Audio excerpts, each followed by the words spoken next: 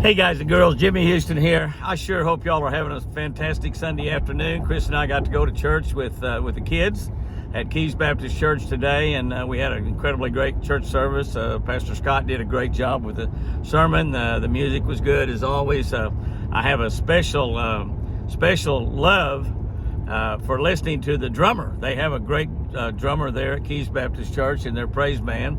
And it's a girl drummer, of all things. So the girl drummer, kudos to her. She did a great job. So we had a great church service there, and always great to go with the kids. Very unusual to go without Jack and Sherry. Jack and Sherry is still on vacation on a cruise, and they'll be back shortly. And but we got a chance to go to church there with Jamie and Mandy and Aunt Lou. And so it had a great time at church, and we're on the way back to the ranch as I speak. We're on the way back to the ranch, and we've had a really busy week this last week. It was a fun week, but it was a busy week. It was a short week at the ranch, only a couple of days there at the ranch, but we got to go. We got to go to a very special event, and I'll talk about that in just a second. But also got to spend a couple of days with a couple of the great Shell customers from down in Midland, Odessa, Texas, Gary and Sharon. And we had a great time. We fished on Table Rock Lake. I took my Ranger Shell Rotella 521R Ranger over there, and we had a great time, run all over the lake. And the lake was really crowded. We had 600 people in there fishing a big bass tournament. I think a Yeti big bass tournament where they weighed in every hour or something. I think the big fish last time I heard was 6 pounds 11 ounces, which is way bigger than anything we caught by a lot. But the fishing was really, really tough. It's sort of that we're in that period of time right now where, for the most part, if you don't have grass in your lakes, it's going to be pretty difficult to fish. We got the grass in a few lakes here in Oklahoma, not many.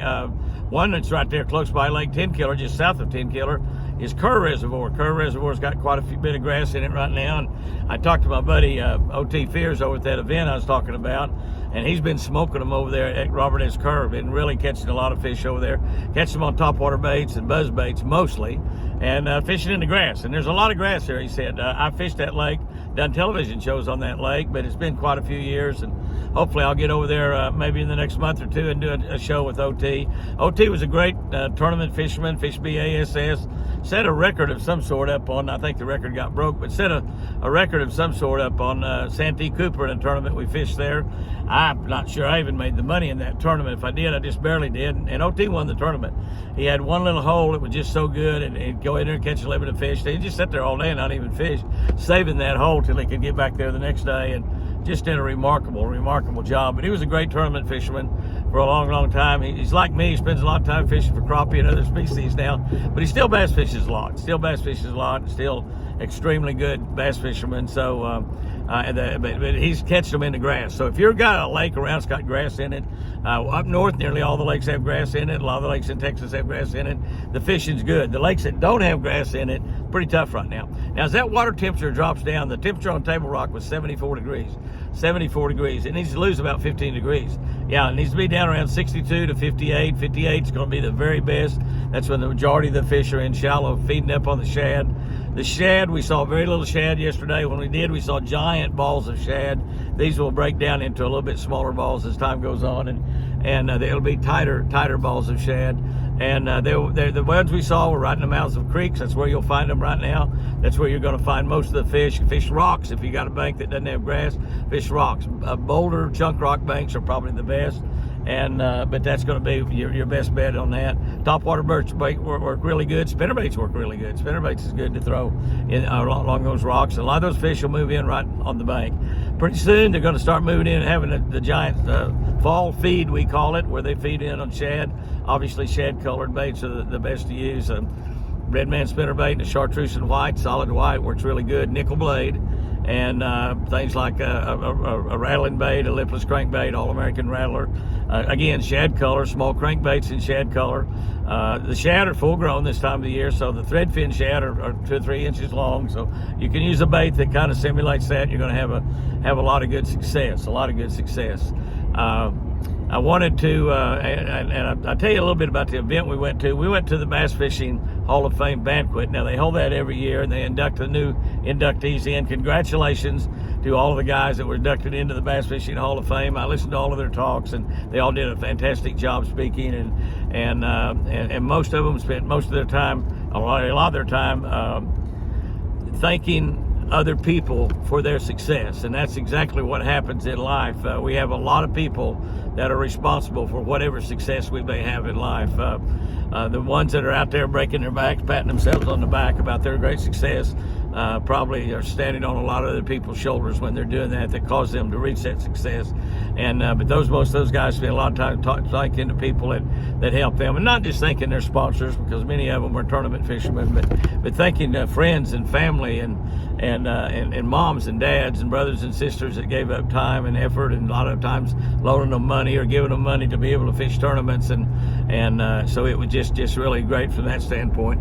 The Bass Fishing Hall of Fame presented blue jackets to Chris and I.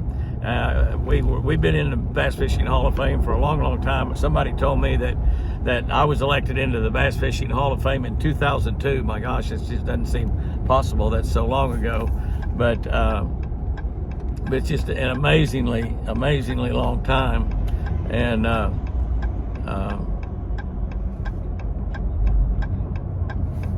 bunch of trucks pulling out here in front of me. Try not to run over any of them, or vice versa. If I run over them, they won't know it. If they run over me, I'll definitely know it. But the Bass Fishing Hall of Fame, I guess if I was put in there in 2002, that's over 20 years ago. And they said that Chris was inducted into the Bass Fishing Hall of Fame in 2005. And so just 3 years after I was. So there wasn't really a whole lot of people, a whole lot of guys, and no women at all in the Bass Fishing Hall of Fame when she was elected in there. I think there are 4 women now. I think Kathy Fennell, who was CEO of FLW and now of Major League Fishing, and Helen Sevier, who owned Bass for many years and did a remarkable job in taking over for Ray Scott and advancing the sport of tournament fishing, the sport of bass fishing, where bass fishermen actually became celebrities because of their bass fishing skills and ability. Ray Scott, of course, has been in the Bass Fishing Hall of Fame for a long time, and Helen Sevier definitely earned her right in there just as well as Kathy Fennell. And I think maybe there's only 4 girls in there. I might be mistaken in that, so don't take that one to the bank. But for a long time, Chris was the only one. Penny Berryman's the other fishing girl that was tournament girl anyway. And I think, of course, Kathy and Helen both fish as well, but they don't fish tournaments. But Penny fished tournaments, had a very successful tournament career, a tremendous influence on tournament fishing, a great ambassador for Bass Pro Shop, and a great ambassador, just like Chris was, for getting a lot of other girls and ladies into fishermen. And there are probably more women in fishing now than there's ever been. Another thing they did there at the Hall of Fame is they started a new award they call the Rick Clunn Legacy Award. Ricky Clunn has fished over 500 BASS tournaments. That's amazing, isn't it? That amazing?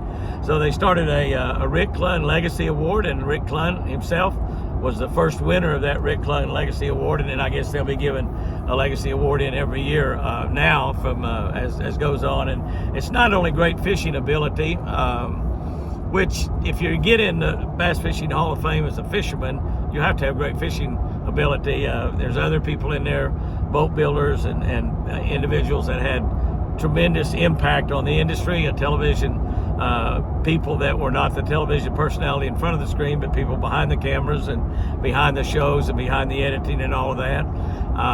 There's a lot of people that had boat builders in there, like Mr. Forrest Wood and several others, and so many great things. My buddy Johnny Morris, the greatest conservationist of all time, of course, is obviously in the Bass Fishing Hall of Fame. And Johnny was a great tournament fisherman as well. They could have put him in as a tournament fisherman. He quit tournament fishing kind of early in his tournament career, but he qualified for the first 5 Bassmaster Classics. And there's not many people that qualified for the first 5 Bassmaster Classics.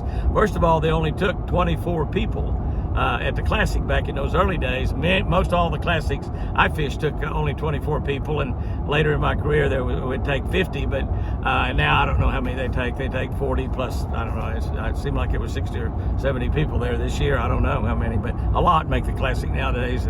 But it was a really select group, and to be in that top 24 5 years in a row, that'll just tell you what kind of fishing skills and ability that Johnny Morse had. So that alone would get him in the Bass Fishing Hall of Fame, irrespective of all the other great things he's done to further the sport of bass fishing and the sport of fishing and hunting in general. But Ricky Clunn, when he made his little short speech, and Ricky is smart enough to know he needs to make short speeches. We all do. We all have a tendency to make them a little bit longer than we should. And Ricky, I've seen him do a lot of long speeches, but in his short speech, he also made a statement before he ended. He said, "Before I end this, I want to say, like I've said many times in my life, that Chris Houston was the best bass fisherman that I've ever been in the boat with." And by the way, I fished in the boat with Ricky Clunn myself, so he obviously put her above me. But the crowd, just started cheering and hollering, and when he said that, and it was a great tribute to my beautiful Chris, and I appreciate Ricky for doing that. Ricky's been a great, great friend for a long, long time, and I appreciate him remembering the tournament day he spent fishing with Chris, and how good she really actually is in bass fishing, and could be again today if she could get to using that right arm, which that'll happen one day. She'll be able to use that right arm and stand in that bass boat with me and catch a lot of fish. I want to personally thank so many of my friends and people in the industry that came by and visited with Chris. It was just an incredible evening for me to watch how the fishing industry reacted to Chris and how much they love her, and fisherman after fisherman after fisherman commented that they've been praying for Chris every single day. And we actually sat at the table with Bill Dance and his wife Diane, and Diane and Bill have been praying every day for Chris since she had that stroke. And I just want to thank everybody for coming over and giving her a hug and spending time with her. It meant a lot to her. It meant more to me even probably than it did to her, but it meant an awful lot to her too. And several of the people hugged her, and Ricky Clunn was one of them with a little bit of a tear in his eye. And it's just so good to see that how this industry that I've been in forever and supported with basically all of my time for the last 50 years, hard work and effort, that how much they respect and love Chris. And it was just a great evening for me, a great evening for a lot of people. It's one that some of you guys that are in the Bass Fishing Hall of Fame that don't get to go very often. And honestly, I've been a few years since I've been there, and I'm going to try to make it every year from now on if I can. My buddy Hank Parker even made it, even though he fell out of a tree a couple, 2 or 3 days early. I think about 3 or 4 days before that, he made it there and was fine. I visited with Hank for quite a while, and Hank had a lot of fun there at that banquet as well. And it's so good to see him up walking around and not have to go visit him in a hospital bed somewhere. So God definitely caught Hank when he fell. That tree stand broke, and strap fell. He fell almost 30 feet on his back, landed on his back, and broke nothing. He had a barely little concussion. He's so hard-headed. I'm surprised he had any concussion at all. But evidently his bones are pretty tough too, because he didn't break any bones. But Hank's an old guy like me, so you just don't want to fool with old guys. Just don't want to fool with old guys at all. We don't have very long to worry about staying in prison, so don't mess with us. That's all I can say. Even if you're the devil knocking Hank Parker out of a tree stand, God's going to catch him before he hits the ground. But Hank and Bill and I have a promotion coming up that we'll be breaking out probably this next week. A Mercury repower deal, and it's a challenge between Bill Dance and Hank Parker and myself of who could get the most inquiries and people asking about repowering their boat. And it's going to be run on the internet as well as on all 3 of our television shows. We'll be making little special commercials about that event, so I want to make sure that everybody on Jimmy Houston Outdoors is ready to do whatever you need to do. Go on their website or whatever you need to do to not really cast a vote for Jimmy, but to make an inquiry about that repower. That's where you buy a Mercury motor and replace the old engine that you got on your boat with one of the new 4-stroke Mercury engines that gets quiet, gets incredible gas mileage, and just incredible engines. And I've got 150 horsepower on my tracker boat, and 250 horsepower on my Ranger boat, and they're just absolutely incredible motors. So we'll be doing that big promotion. It'll run all the way from October 1st up until the Bassmaster Classic, which I think is in March of next year, early March. And the loser has to wear a t-shirt at the Classic. Those of you that are planning on going to the Classic, the individual that finishes second or third in that contest, because there are no winners because there's only 3 people in the contest, so you don't really lose. You either finish second or third, but we'll have to wear a t-shirt with the other legends picture on it that says this is really the #1 legend. And I sure don't want to wear a t-shirt all day with Hank Parker or Bill Dance's picture on it. Oh, those are pretty good looking guys, I gotta admit. Even in their antique years, they still good looking men, and good, both good men. That's the greatest thing about it. They're both good men. But actually, I'd be proud to wear either one of them's t-shirt, but I don't want to wear it in this context. I want to put my picture on their t-shirt and let them wear it at the last day of the Bassmaster Classic. And but anyway, we're going to run a big contest, and during that, so not only are you helping your favorite bass legend out there, Bill Dancer, Hank Parker, or myself, not have to wear that t-shirt, but we're giving away a Mercury motor. That's right, we're giving away a Mercury motor. Bill and Roland and I are giving away a Mercury motor, so you have a chance to win a Mercury motor if you participate in this event. And I'm going to ask you to, and we'll tell you how, beginning really in the next few days. They were supposed to send me a script of last week to use some general points in building the commercial. They did not send it to me, so hopefully Mercury will get that done tomorrow, and I can get that done and have it up October 1, which is just right around the corner. I mean, just right around the corner. And so that's going to be a lot of fun. We'll be talking about that a lot on social media and during our 3 television shows over the next, I guess it'd be a 6-month period of time, or 5 months, a little bit over a 5-month period of time. And I don't think there's any restrictions on how many times you can inquire or go to the website or whatever you have to do. We'll have all that information here pretty quick. We'll have a lot of separate interviews. It reminded you about that. Excuse me. But one of the great things is that you have a chance to win a Mercury motor. The other great thing is what a great time to repower your boat, because they got some great deals going. It'll be the very best time in the next 12 months to repower your boat between October, November, December, January, and February. It's going to be the very best time to put a new engine on your boat. It's a great time most part of the country because a lot of you are not fishing at that time of the year. It's a great time to put a brand new Mercury motor on your boat and replace your old engine. You got new warranties. The warranties now are not just 1-year warranties. A lot of them go 3 years. You can buy a little extended, have 4- and 5-year warranties, and the engines are just absolutely state-of-the-art engines now. You can't believe how good they have become over the years. They made them a little bit better every year, and then they took a quantum leak in those engines about 4 or 5 years ago when we went to all 4-stroke, and they're just incredible Mercury motors. So be sure to do whatever you need to do to make sure that Jimmy Houston wins that contest, and hopefully one of my people will win that Mercury motor. Absolutely win that Mercury motor that they're giving away. Talking about that banquet, and Ricky Clun making his statement there, I want to thank Ricky for that. And we got our blue jackets. The Bass Fishing Hall of Fame have beautiful blue jackets that they present to you when you get elected into the Hall of Fame. They were not doing that way back when Chris and I got elected, so we had not been over there or got our blue jackets in the last 3 or 4 years, wherever long we've been doing it. And so Kathy Fennell asked if she could present Chris her jacket, and she did. And Ricky Clun, my buddy Ricky Clun, put my jacket on me, so that'll be something that I'll remember forever. Chris will remember that our great friend Kathy Fennell put the jacket on her, and it's kind of hard to get it on with Chris's one arm. It's kind of bad. The jacket was a little bit small too, seemed like, but anyway, they're beautiful blue jackets. We're looking forward to wearing those at many more Bass Fishing Hall of Fame dinners. So it was a good week. We got to fish Table Rock Lake there on Saturday with Gary and Sharon. We had a lot of fun. We caught very few fish. 2 fish, as a matter of fact. I'll just go ahead and own up to how bad it was. Gary caught one, and I caught one, and we lost a couple fish. Sharon actually lost 2 or 3 fish on a red man spinnerbait. My second cast, I got a Kentucky bass on, lost it at the boat. I was fishing with barbless hooks, and it jumped off right at the boat. But it was really tough there fishing right now. But fishing is, if you're going to fish right now, fish on the rocks. If you got a lake that's got grass in it, fish in the grass. That's just all there is to it. All there is to it. We got a lot of appearances coming up during the month of October. I think I've got maybe 10 or 11 or 12 appearances coming up in October. The first one will be October 3rd. We're opening a new Bass Pro Shop at Spring, Texas. That's north of Houston.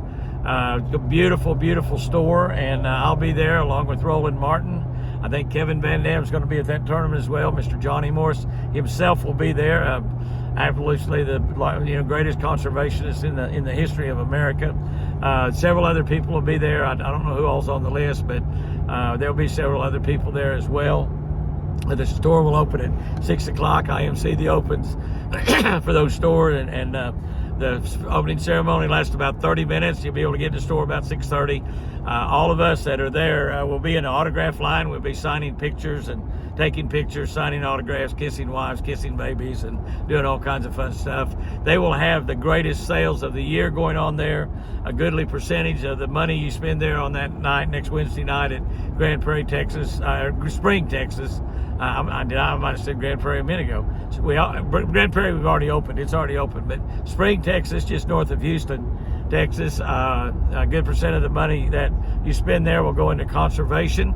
And that conservation money will be spent right there in the Spring, Texas area. So it won't go out of state or anything. It'll just simply be donated by Bass Pro Shop and Mr. Johnny Morris himself. So it's just a great situation from that standpoint. On Saturday, I'll be at the First Baptist Church, Sherman, Texas. We've got a big wild game dinner there, a beast feast, or a barbecue, I think it is. And I think that starts about 4 o'clock on next Saturday afternoon. There is no Oklahoma University football game next Saturday. There is no Texas football game next Saturday. Oklahoma plays Texas the following Saturday in Dallas at the Cotton Bowl. So you have no excuse that you need to stay home from church to watch the OU Texas football game, because it's not till the following Saturday. And we're going to have a great event there. Tremendous barbecue dinner. You get your tickets there at First Baptist Church, Sherman, Texas. I'll be there next Saturday. I think the event starts about 4 o'clock. I speak at about 6 or 6:30, something like that. We will have a lot of fun. It might be a day that absolutely changes your life for the better. So make sure you have plans. If you're anywhere close to that, we'll be there on that. It's the first Saturday of October, which is next Saturday. On the last Sunday of October, we'll be a couple hours on down the road at Whitesboro, Texas. Really, probably not even a couple hours, about an hour. At Whitesboro, Texas, First Baptist Church, Whitesboro. And we have a wild game beast feast there with lots and lots of wild game. It'll be an incredible dinner. Those of you that are in that area down there, attend both of them. They're both going to be great events. We'll have a lot of fun. There are going to be lots of activities going on, lots of things happening. They will be great events. Those are both tremendous churches. First Baptist, Sherman, Texas, First Baptist, Whitesboro. I'll be doing a video in the next day or two explaining a little bit more about that Whitesboro tournament. We do have a video up on YouTube and Facebook talking about the Sherman, Texas event. We'll give you all the details about that. But you can get in touch with either one of those churches to learn about that. We've got quite a few, about another 8 or 10 appearances scheduled throughout the rest of the month of October. So we'll be running around the country. We'll let you know where those are as they get up closer to those deals. I want to end this thing by showing you something that I saw on the internet, and it was so cool because it is Dr. Phil, and he was talking to a late night, I think it's a late night talk show host on one of the networks. I don't know what network it is, but this guy's got a talk show, and I'm sure it's probably really popular, and is a pretty sharp sounding guy, the intelligent sounding guy, but anyway, Dr. Phil was on there, and I'm not a huge Dr. Phil fan, but I guarantee you when you hear him talking, it's hard to turn him off because he just makes sense. He's a common sense psychologist or psychiatrist or whatever he is. I understand he was found by Oprah Winfrey. She's the one that discovered him and had him on her show, and he eventually evolved off and got his own television show, several different television shows he's been on. But Dr. Phil and Dr. Phil on that show, little clip that was on the internet, was talking to the talk show host. I can't remember what his name was, but Bill Mayer or Moore, or Bill something or other, I believe. I might be right. I might be wrong. Don't get me. But anyway, sharp guy seemed like. But anyway, Dr. Phil was telling that the problems, the only way there was going to be a solution to the problems that we're having in America right now was family and faith.